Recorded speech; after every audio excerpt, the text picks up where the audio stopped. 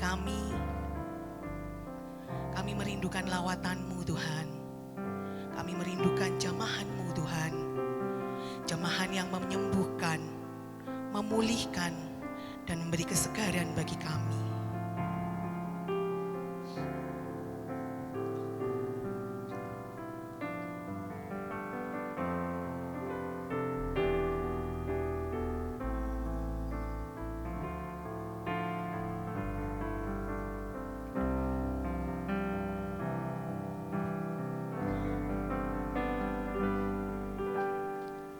Bagai wanita yang merindukan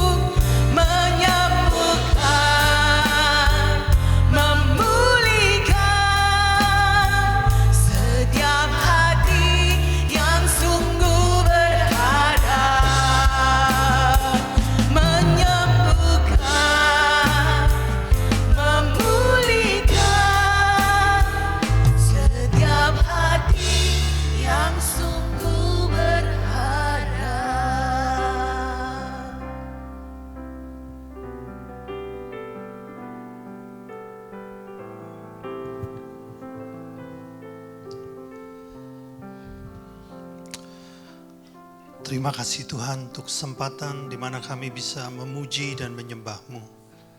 Saat ini kami minta kasih-Mu dicurahkan di tengah-tengah kami, dan Roh Kudus menjamah hati dan pikiran kami, sehingga kami bisa mengerti apa yang Kau mau sampaikan pada pagi ini, bahkan kami bisa menghidupinya. Mari Roh Kudus bekerjalah di tengah-tengah kami. Di dalam nama Yesus, sama-sama kita katakan, amin. Shalom, silakan duduk. Haleluya. Saya mau ingatkan sebelum kita mendengarkan khotbah bahwa Rabu ini doa malam diliburkan. Juga kelas Alkitab hari Kamis diliburkan ya, karena tim kita berangkat ke Jakarta tanggal 7, itu hari Rabu, dan baru kembali ke Malang tanggal 10, hari Sabtu. Ya, jadi doa malam dan kelas Alkitab diliburkan. Doakan ya, supaya tim kita jadi berkat di sana buat gereja-gereja, melahirkan para penginjil. Dan terima kasih buat doanya. Tanggal 28 November kemarin sudah dilakukan pemasangan ring untuk yang kedua kalinya. Semua berjalan baik, saya percaya itu semua karena doa-doa saudara. Ya, cuma kali ini dipasang melalui jalur yang berbeda. Kalau kemarin kan dari paha ya, ini dari tangan. Tuh kelihatan nggak? Titik kecil di sini ya, masuk melalui tangan saya ini. Ya, sudah sembuh. Haleluya. Mari kita langsung melihat firman Tuhan dari Efesus 3 ayat 18 sampai 20.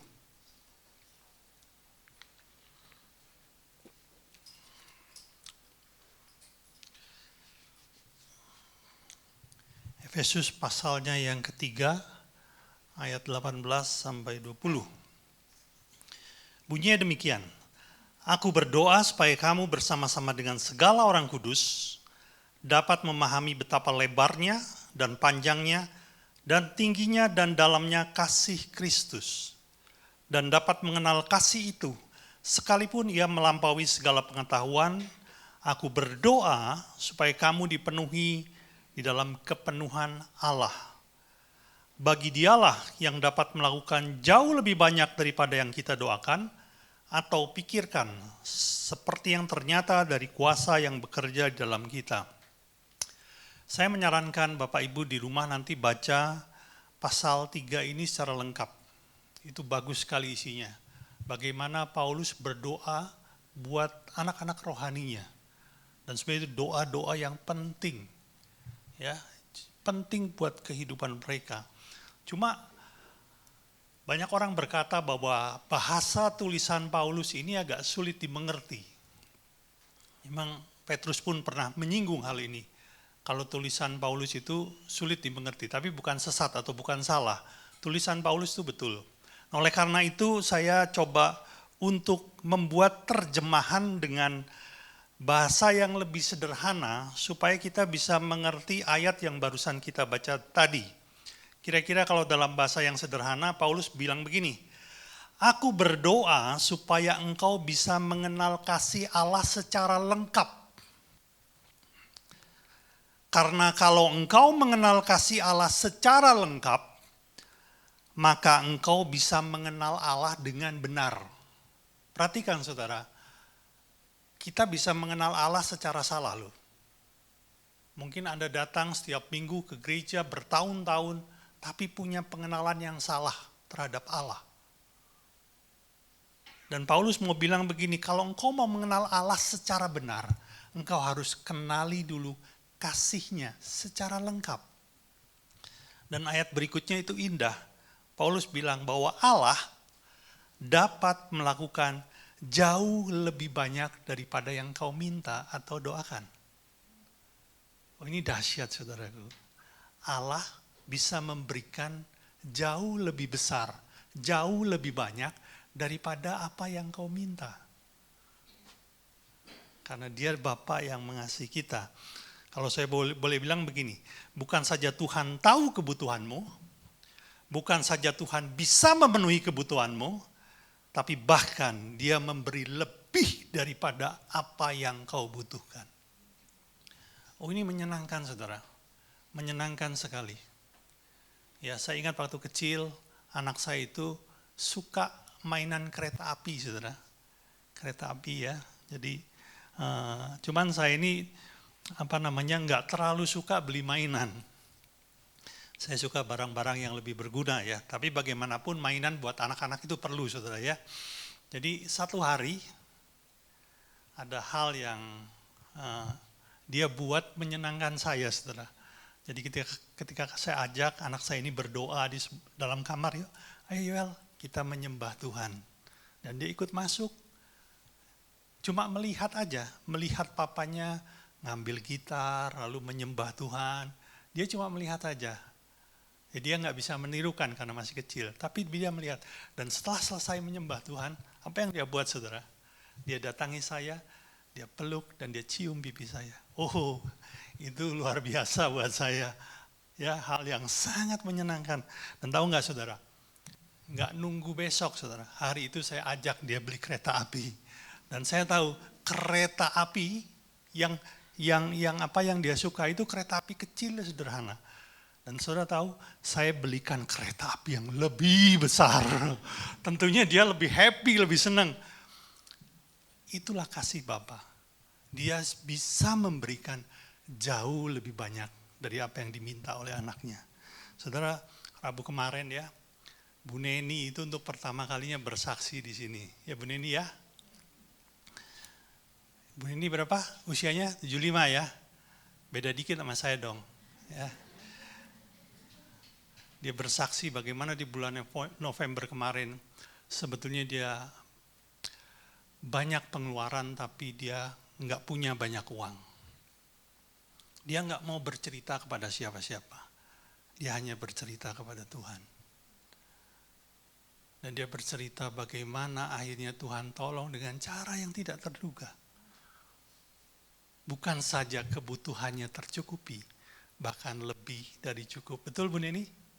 Dan saya mau sampaikan bahkan Allah bekerja tidak berhenti sampai di situ. Jauh lebih daripada itu. Dia akan terus memelihara kehidupan Bu Neni. Tidak hanya waktu bulan November saja, tapi hari-hari berikutnya.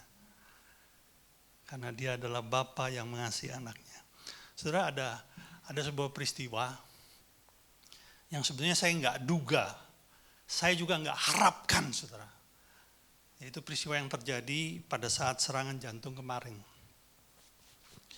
Saya sempat berpikir bahwa karena kita punya agenda Desember harus ke Jakarta dan saya kena serangan jantung. Saya pikir, wah, apa saya harus batalin ya agenda pelayanan ini gitu. Tapi saya yakin bahwa Tuhan menghendaki saya tetap jalan. Oleh karena itu saya berdoa, Tuhan, sembuhkan saya sebelum bulan Desember. Supaya saya bisa jalan Desembernya gitu ya. Oleh karena itu, pada waktu penanganan pertama, jadi saya itu ditindak pemasangan yang pertama itu tanggal akhir September. Dokter sudah bilang, Pak Hari, tindakan pertama ini tindakan penyelamatan. Dalam arti supaya Pak Hari nggak meninggal. Penyelamatan saja. Jadi supaya darahnya kembali bisa mengalir seluruh tubuh, dipasanglah satu ring di satu pembuluh yang tersumbat total itu dipasang dan berhasil. Hasilnya bagus, saudara. Jadi saya bisa bertahan hidup. Cuma dia bilang begini, kalau sampai kondisi sekarang ini belum sembuh total, Pak. Kenapa demikian? Karena Pak Hari masih punya sumbatan lain yang sudah 80%. Ini harus ditangani. Karena kalau tidak ditangani, maka punya potensi serangan jantung lagi. Jadi yang 80% pun harus dipasang ring gitu loh. Dan karena saya punya agenda ke Jakarta, jadi akhirnya kita buat, saya bilang, kalau tanggal 28 November gimana? Bisa nggak dok?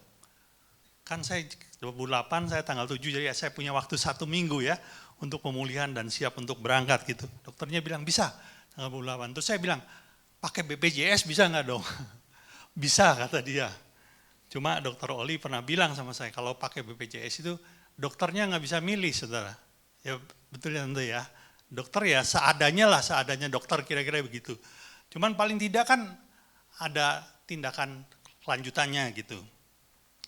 Nah, 2 minggu sebelum tanggal 28 November, jadi 2 minggu sebelum tindakan yang kedua, itu ada seorang kawan telepon dari Jakarta. Dia bilang, "Loh Har, kamu kena serangan jantung ya?" "Iya, tapi sekarang sudah membaik, sudah ditangani gitu." Ya, terus dia bilang, "Oh, waduh aku sorry loh, aku baru tahu loh Har." Terus dia bilang, "Ditangani bagaimana? Mandiri atau pakai asuransi?" Saya bilang, "Saya pakai BPJS. Saya nggak punya asuransi swasta, saya pakai BPJS." Terus dia bilang begini, "Har, gimana kalau kamu saya masukin asuransi?" Nah, saya bilang nggak usah deh, BPJS bisa kok. Tapi dia bilang BPJS itu ya pelayanannya serba kurang gitu loh. Cuman saya bilang nggak usah lah, Anda bantu doa aja, itu sudah lebih dari cukup. Kawan saya ini orang yang sangat baik, ya dia seorang hamba Tuhan, saudara. Dia bilang, "Sudahlah, saya masukin asuransi aja."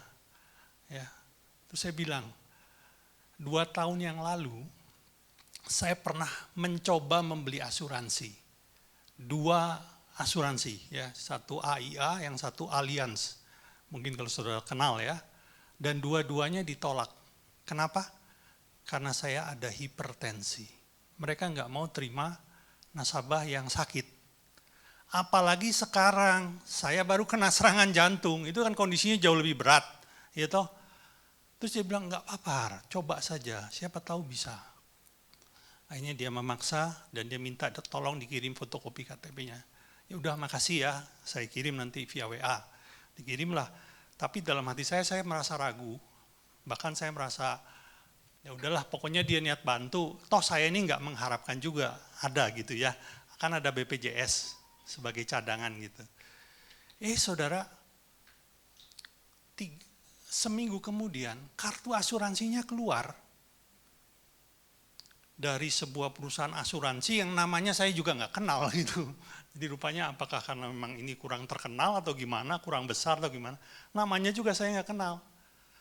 Waktu kartu asuransi itu saya pegang, saya ini berpikir, ini syaratnya nggak tahu, cara klaimnya nggak tahu, agen asuransinya nggak kenal. Gimana ini ya, apa bisa dipakai gitu ya.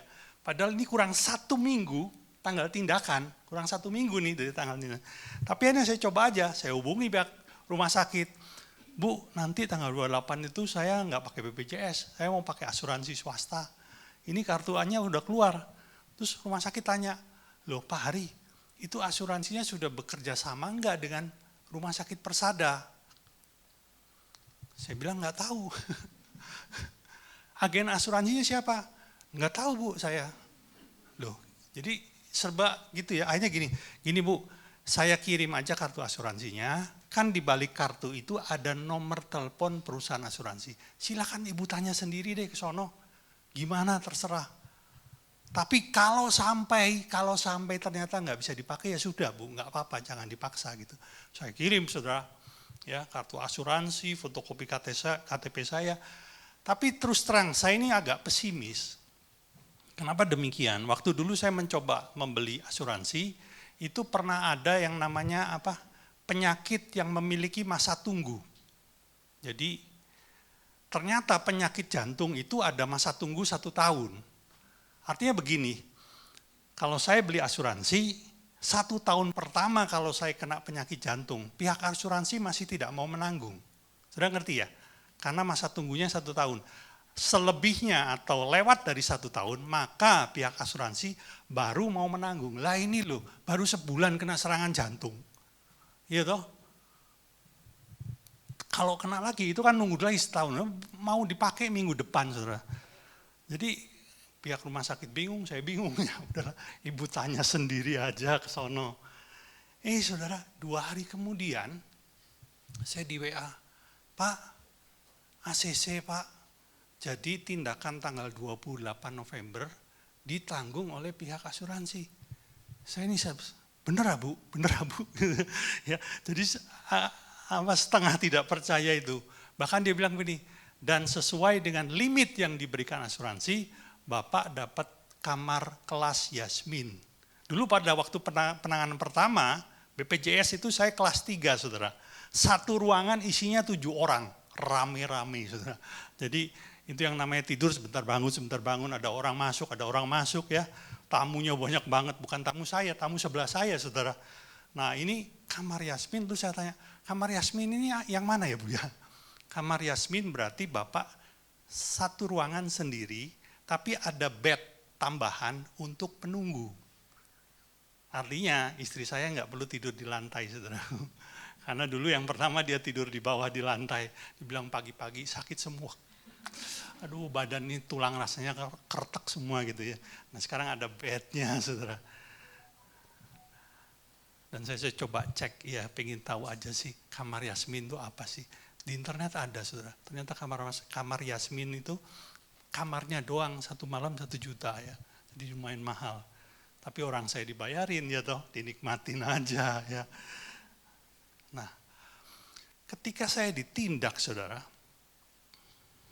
ada sesuatu yang tidak terduga, yaitu didapati pemasangan ring yang harusnya 1, harus 2.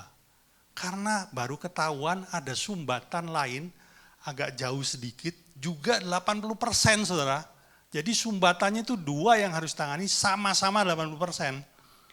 Sedangkan waktu pihak rumah sakit bilang begini, Pak Hari, jadi pihak asuransi setuju menanggung pemasangan 1 ring, 1.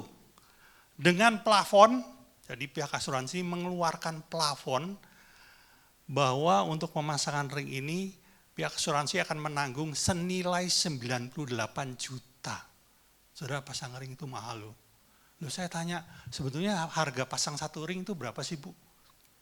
75 juta 1 ring. Itu belum biaya lain loh Pak. Jadi waktu yang namanya saya baru tahu setelah keluar kamar operasi, saudara.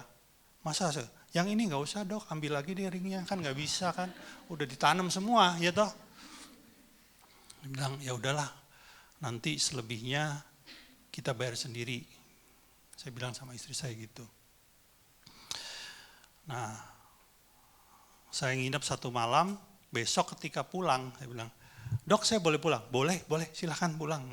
Waktu pulang saudara, saya pamitan sama susternya. Susternya, Pak jangan pulang dulu Pak, pihak asuransi belum ACC. Soalnya kemarin 1, ini 2. Pihak asuransi belum, jangan pulang dulu. Terus saya bilang sama istri saya, kamu di sini ya, aku tak ngopi di bawah. Udah lama nggak ngopi, saya turun ke bawah saudara. Istri saya nunggu di lantai 3. Tapi entah kenapa saudara, hati saya itu damai sejahtera. Lalu istri saya turun ke bawah, setengah jam kemudian sambil senyum-senyum. Senyumnya penuh misterius saudara ya. Kenapa nih, kenapa gitu senyum-senyum. Terus ketika saya datangi dia di kasir, dia bilang, Har, ditanggung semua. Semua ditanggung. Saya tanya, totalnya berapa? Totalnya 117 juta. Saudara, itu mobil saya dijual kurang, saudara. Itu mobil saya yang di depan tuh kijang laku cuma 70 juta. 117 juta. Lebih daripada apa yang saya kira, saudara. Perhatikan, Dia Allah yang melakukan jauh lebih banyak dari apa yang kita doakan dan kita pikirkan. Buat orang lain itu mungkin Pak Hari itu kebetulan. Bagi saya itu mujizat. Bagi saya itu kemurahan Tuhan. Oleh karena itu saya bisa bilang, demikian pula dengan kehidupan Bu Neni dan orang-orang yang mengasihi Allah. Allah akan melakukan hal yang sama dalam kehidupanmu. Nah pagi ini saudara, saya mau sampaikan 1 poin saja. Ya, 1 poin saja. Mari kita melihat dari 1 Korintus 8 ayatnya yang ketiga. 1 Korintus 8 ayatnya yang ketiga. Ayatnya pendek saudara. Bunyinya demikian. Tetapi orang yang mengasihi Allah, ia dikenal oleh Allah. Saya ulangi ya. Tetapi orang yang mengasihi Allah, ia dikenal oleh Allah. Kata dikenal di sini punya arti dikenal secara mendalam, dikenal secara utuh, dikenal secara lengkap. Seperti seorang suami kenal benar istrinya. Dia tahu karakter istrinya. Dia tahu apa yang disukai istrinya. Dia tahu apa yang dibenci oleh istrinya. Dia tahu makanan kesukaan istrinya. Dia tahu, itu namanya kenal dalam. Dan Tuhan bilang, orang yang mengasihi Allah, orang yang mengasihi aku juga mengenal dia. Aku tahu sedalam-dalamnya dia, saudara. Mungkin di titik ini saudara masih bingung. Apa sih maksudnya itu ya? Nah, saya ajak saudara mundur sedikit ke belakang pada zaman kehidupan Musa. Kita tahu Musa adalah pemimpin Israel yang dipakai Allah untuk membawa orang Israel keluar dari Mesir. Dan Musa oleh Tuhan melakukan banyak mujizat, banyak di hadapan mata orang Israel, di hadapan mata bangsa pilihan Allah. Musa itu melakukan banyak mujizat, berulang. Tapi tahu enggak, satu kali di sebuah tempat, Allah itu murka sama Israel. Benar-benar marah. Kenapa demikian? Karena bangsa Israel yang sudah mendapat pengalaman yang dahsyat dan spektakuler itu, membuat patung anak lembu. Lalu berkata, inilah Allahmu yang telah menuntun engkau keluar dari Mesir. Jadi mereka menyembah Allah lain. Bukan Allah yang sejati, yang benar-benar yang membawa mereka keluar dari Mesir. Yang disembah adalah patung lembu tuangan, saudara. Di situ Allah marah, saudara. Luar biasa. Coba perhatikan, sampai seperti apa kemarahan Allah ya.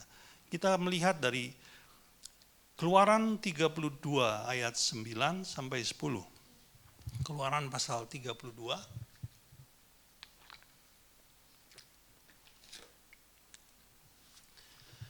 Lagi firman Tuhan kepada Musa.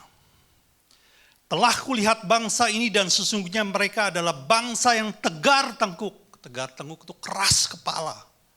Oleh sebab itu biarkanlah aku, supaya murkaku bangkit terhadap mereka dan aku akan membinasakan mereka. Dalam bahasa aslinya memusnahkan bangsa ini. Tetapi engkau akan kubuat menjadi bangsa yang besar. Perhatikan saudara, bangsa pilihan itu akan dimusnahkan. Saudara tangkap sesuatu. Dipilih oleh Tuhan itu anugerah, tapi bukan jaminan. Perlu respon yang benar agar pilihan Allah itu berbuahkan hal yang baik. Mengalami janji-janji Allah. Kalau saudara baca kelanjutannya, saudara akan tahu. Akhirnya generasi pertama dari bangsa yang dipimpin Musa ini tidak ada satupun. Ada 2 orang, hanya ada 2 orang. Dari 2 juta itu hanya ada 2 orang saja yang akhirnya menerima janji Allah. Selebihnya mereka nggak terima, saudara. Lalu apa yang Tuhan buat terhadap Musa? Musa itu juga kan orang Israel, betul ya? Dan Musa dibilang begini, tetapi engkau akan kubuat menjadi bangsa yang besar. Saya nggak tahu caranya gimana. Mungkin Tuhan akan pilih bangsa lain supaya dipimpin oleh Musa dan akhirnya Tuhan buat bangsa itu menjadi besar. Atau bagaimanalah, saya nggak tahu. Tapi Musa bukan menjadi bagian dari orang-orang yang akan dimusnahkan oleh Tuhan. Nah pertanyaannya, kenapa Musa mendapat perlakuan berbeda? Sudah pernah nggak renungkan? Kita lihat ya, ini tercatat di Keluaran 33 ayatnya yang ke-17. Keluaran 33 ayat 17. Berfirmanlah Tuhan kepada Musa, juga hal yang telah kau katakan ini akan kulakukan karena engkau telah mendapat kasih karunia di hadapanku. Dan perkataan selanjutnya, dan aku mengenal engkau. Kalau saya boleh terjemahan dengan bahasa yang lebih sederhana, Tuhan bilang begini, aku tahu siapa engkau, hatimu berbeda dengan kaum sebangsaku, sebangsamu, aku tahu engkau mengasihi aku. Itulah yang dimaksud dikenal oleh Allah. Dan hanya orang-orang yang mengasihi Allah saja yang akan dikenal sedemikian dalam oleh Allah. Saudara, ada dua hal yang perlu kita kejar dalam hidup ini. Satu, kita mengenal Allah. Dua, kita dikenal oleh Allah. 2 juta bangsa orang Israel pada masa itu hanya ada satu pribadi saja yang dikenal oleh Allah. Selebihnya bukan Allah nggak tahu, tapi Allah seperti mengabaikan. Allah hanya mau tahu Musa, sedalam-dalamnya Musa. Allah hanya mau mengenal Musa.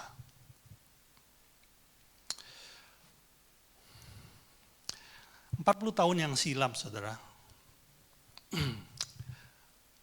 ada seorang hamba Tuhan yang diundang ke sebuah gereja kecil di sebuah kota Probolinggo, ya. Jadi di daerah Jawa Timur. Hamba Tuhan yang waktu itu masih muda. Ini terjadi 40 tahun yang silam, sekitar tahun 1980-an, saudara. Hari ini hamba Tuhan itu umurnya sudah 70 lebih dan memimpin gereja yang sangat besar. Pasti sudah tahu, namanya Pendeta Timotius Arifin. Dia adalah gembala senior dari GBI Rock Ministry. Ya. Ada berapa ratus gereja yang dipimpin oleh dia. Tapi pada masa itu, dia belum memimpin gereja. Tapi dia sudah melayani. Dan diundanglah dia ke sebuah gereja kecil di kota Probolinggo. Gembalanya itu seorang ibu-ibu, saudara. Jemaatnya nggak banyak, anggota jemaatnya sekitar 40 orang saja. Tapi Pak Arifin itu hadir di sana, dan dia mulai berkhotbah di sana. Itu adalah kali pertama dia melayani di gereja itu. Dan orang yang dia kenal di gereja itu hanya ibu gembala. Tidak ada satupun anggota jemaat yang dia kenal. Enggak ada satupun, saudara. Karena itu adalah kunjungan yang pertama. Tapi saudara, Roh Kudus itu berbicara ketika dia melihat ada seorang bapak tua yang berjalan di tengah-tengah jemaat.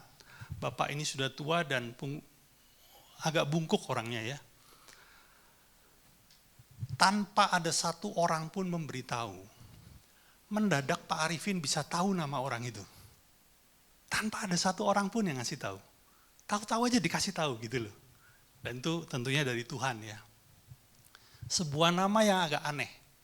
Namanya Ging Buntu. Aneh ya? Itu nama Chinese, ya. Ging Buntu. Biasanya dipanggil orang Koking, bukan Koking yang ini, ya. Nah, ini Ging Buntu. Ini orang Probolinggo, saudara.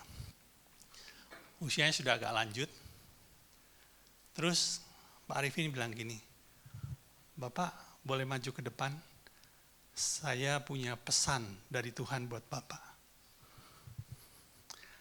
Apakah nama Bapak Ging Buntu? Orang itu kaget, saudara. Kok bisa tahu? Nggak kenal kok tahu gitu loh. Terus Pak Arifin bilang gini, saya mau sampaikan pesan Tuhan. Tuhan mengenalmu dan Tuhan mengasihimu. Bapak ini menangis, saudara. Cuma itu aja pesannya. Orang itu dikenal oleh Allah. Dan tahu saudara, apa pelayanan dari Pak Ging Buntu ini? Pelayanannya cuma bersihin gereja. Dan setiap minggu pagi, dia jemputin anak-anak sekolah minggu. Enggak pakai mobil, saudara, jalan kaki. Dia jemputin satu demi satu.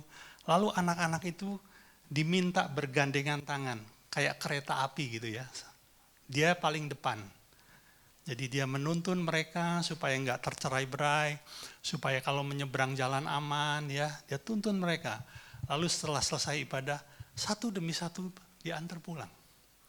Pelayanannya cuma itu, saudaraku. Bertahun-tahun. Dan pelayanan yang begitu tidak dipandang orang itu dihargai oleh Tuhan. Kenapa? Karena didapati Ging Buntu itu mengasihi dia.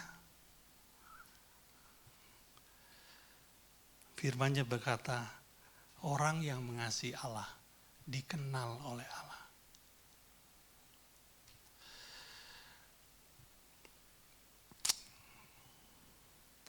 Saya berdoa supaya kita semua di sini didapati Tuhan mengasihi Dia. Sehingga Allah mengenal kita. Saudaraku, di luar sana ada banyak orang datang kepada Tuhan bukan karena mengasihi Tuhan. Mereka datang kepada Tuhan karena mereka perlu pertolongan. Mereka datang pada Tuhan karena mereka sedang punya masalah. Mereka datang pada Tuhan karena punya banyak alasan dan bukan karena kerinduan.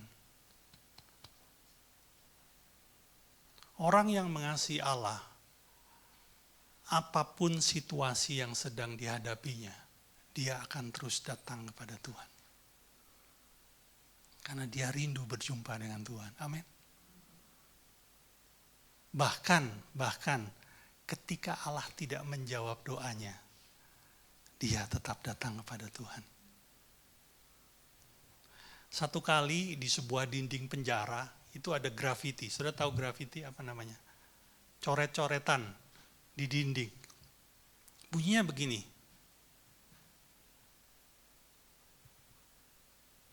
Aku percaya matahari itu bersinar, sekalipun hari ini dia ditutupi oleh awan gelap.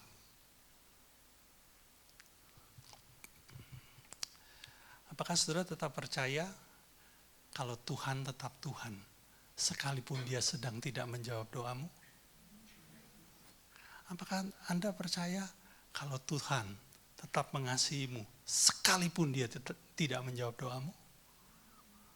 Apakah engkau percaya bahwa hidupmu aman di dalam tangan Tuhan, sekalipun dia tidak menjawab doamu? Di situ kita bisa lihat mana yang mengasihi, mana yang tidak. Amin, saudaraku. Oke. Cici. Ku mau cinta Yesus selamanya. Ku mau cinta Yesus selamanya.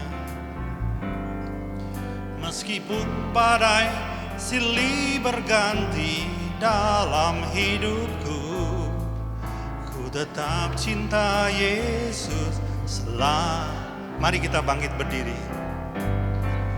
Ku mau cinta Yesus selamanya. Yes Lord.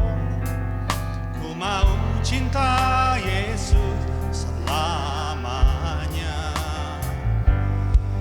Meskipun badai silih berganti dalam hidupku, ku tetap cinta Yesus selamanya.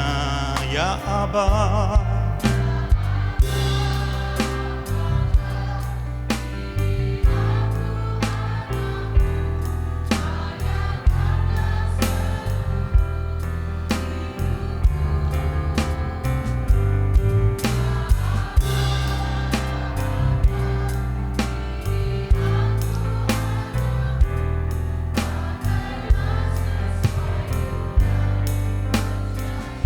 Mari kita pejamkan mata kita sebentar, biar musik saja menyembah Tuhan. Haleluya.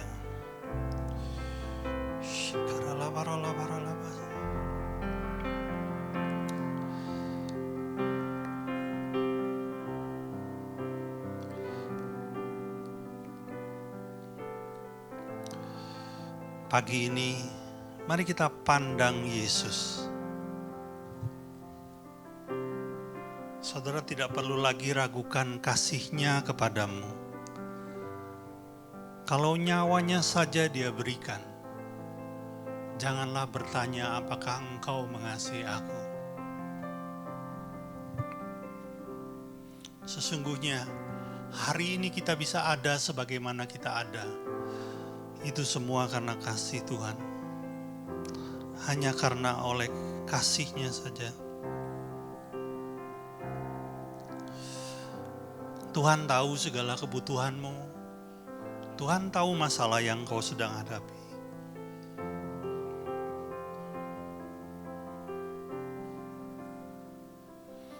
Dan Dia tetap Tuhan. Mari kita menyembah sebentar saja. Sembah Tuhan dengan hatimu. Sembah Tuhan dengan cintamu. Shana dana dena ho lala dena nabo. Shina dana nakina nabo. Sina dana na naku hina ngabe. Allah dina na ho. Shana na de Allah do dai na bo. Shina na la de Allah do dai na bo. Shina na kana de Allah na bo. Shina na na Allah do dai na do.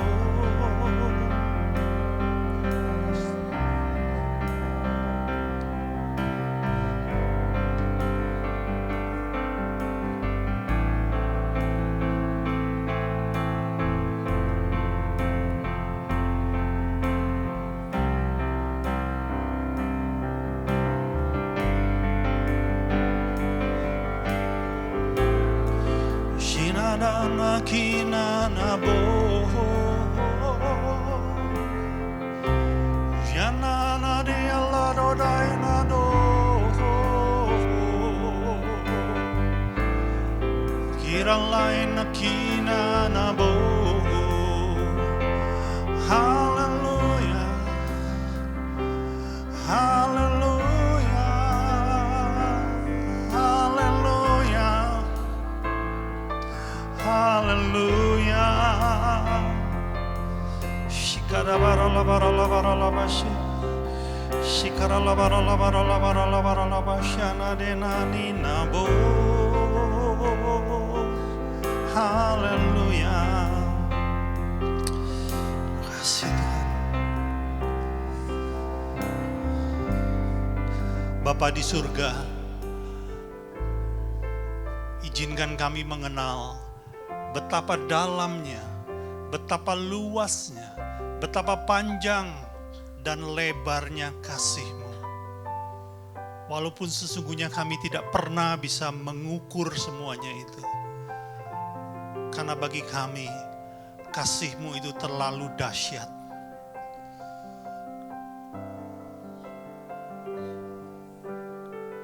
Supaya kami bisa mengenal-Mu Tuhan.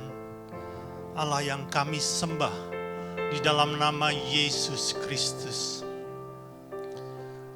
Oh terima kasih Tuhan, terima kasih. Engkau ajaib, Engkau dahsyat, Engkau luar biasa. Haleluya, haleluya, haleluya. Kami bersyukur buat pagi ini kami bisa mendengarkan firman-Mu Bapa. Sebentar kami akan menerima perjamuan kudus.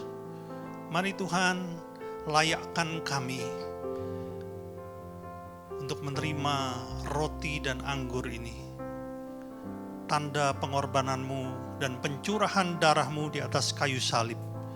Demi menembus hidup kami dari ikatan dosa. Terima kasih Tuhan. Saya beri waktu sebentar untuk saudara merenung. Kalau ada dosa yang perlu diakui, ada orang yang masih kau belum ampuni, mari ampuni dulu. Supaya engkau layak terima perjamuan kudus ini. Karena oleh darahnya, seluruh dosamu juga telah diampuni. Tuhan menghendaki kita juga mau mengampuni yang lain. Haleluya.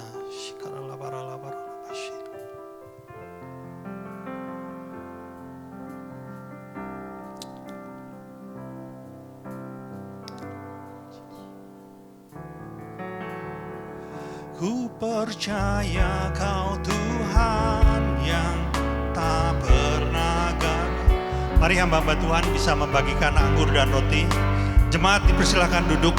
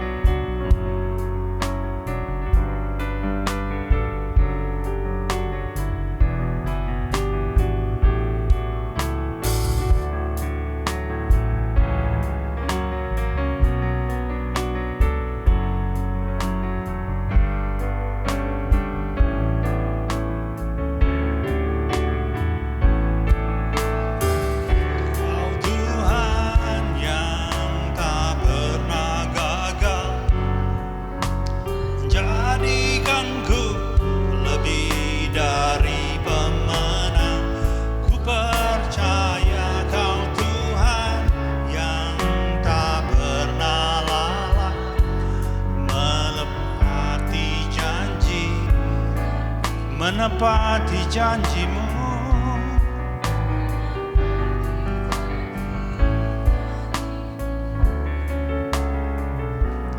Menepati janji-Mu. Mari bagi saudara-saudara menerima anggur dan roti boleh bangkit berdiri.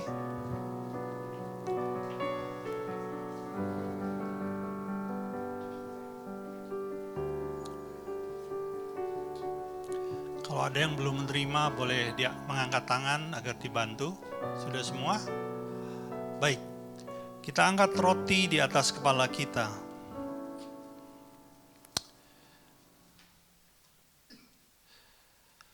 Sebab apa yang telah kuteruskan kepadamu telah aku terima dari Tuhan, yaitu bahwa Tuhan Yesus pada malam waktu Ia diserahkan mengambil roti dan sudah itu Ia mengucap syukur atasnya. Ia memecah-mecahnya dan berkata, "Inilah tubuhku yang diserahkan bagi kamu. Perbuatlah ini menjadi peringatan akan aku." Jemaat yang dikasihi Tuhan, bukankah roti yang kita pecah-pecahkan adalah persekutuan kita dengan tubuh Kristus? Mari kita makan dalam namanya.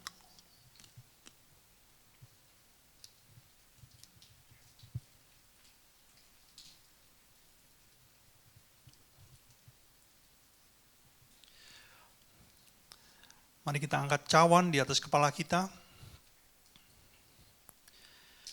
Cawan ini adalah cawan perjanjian baru yang dimeteraikan oleh darahku. Perbuatlah ini setiap kali kamu meminumnya, menjadi peringatan akan aku. Bukankah cawan pengucapan syukur yang atasnya kita ucapkan syukur adalah persekutuan kita dengan darah Kristus? Mari kita minum dalam nama. Thank you, Lord. Ku percaya Kau Tuhan yang tak pernah gagal, menjadikanku lebih dari pemenang.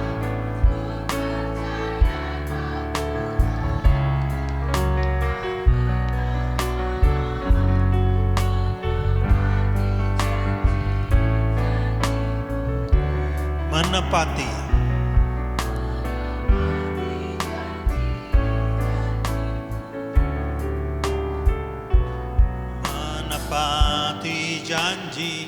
janji-Mu. Bapa di surga, kami bersyukur untuk firman-Mu, untuk perjamuan kudus.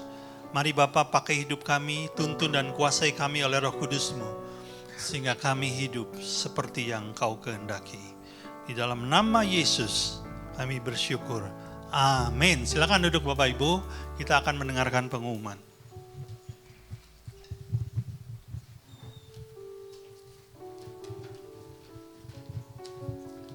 Shalom Bapak Ibu, selamat pagi. Saya akan bacakan pengumuman. Yang pertama, bagi yang ingin ikut ibadah tatap muka minggu depan, harap mendaftar terlebih dahulu di grup Telegram gereja. Yang kedua, bagi saudara yang ingin memberikan persembahan, Bisa melakukannya setelah ibadah ini selesai dengan cara memasukkan amplop persembahan ke kotak persembahan. Ibadah online dapat diakses sekitar jam 1 siang dan linknya akan diinformasikan di grup Telegram gereja. Berikutnya, untuk membangun keintiman dengan Tuhan, gereja mengajak semua jemaat untuk menyembah Tuhan di ruang masing-masing.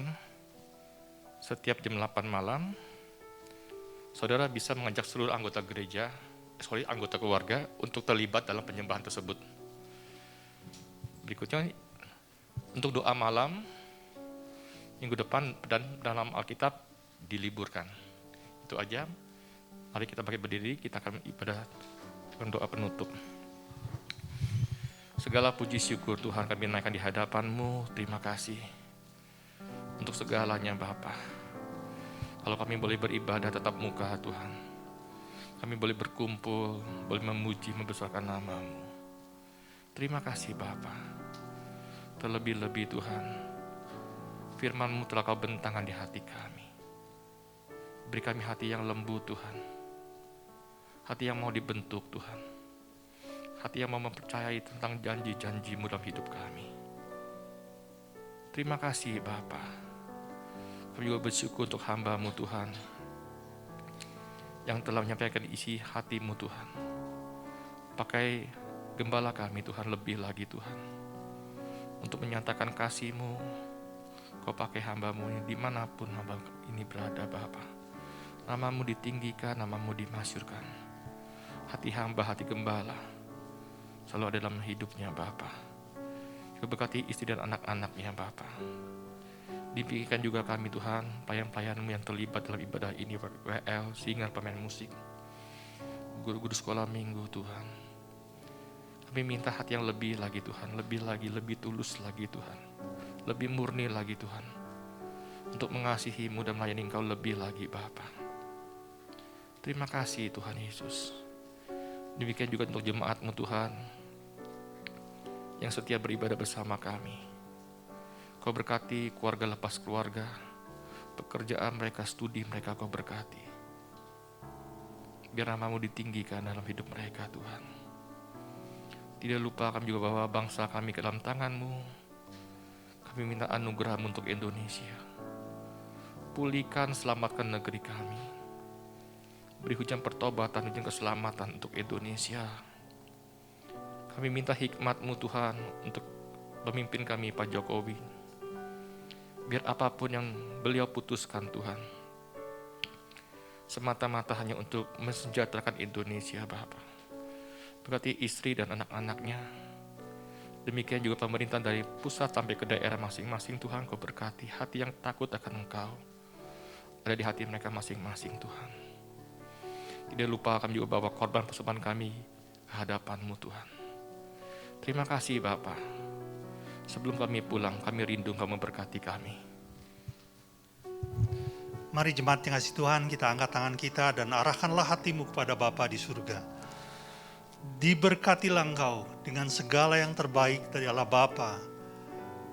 Kasih-Nya yang sempurna dalam Yesus Kristus, serta pertolongan, penghiburan, dan kekuatan dari Roh Kudus memampukan engkau untuk hidup di dalam segenap kehendak Allah. Kita yang sudah menerimanya, sama-sama kita katakan, amin. Tuhan Yesus memberkati.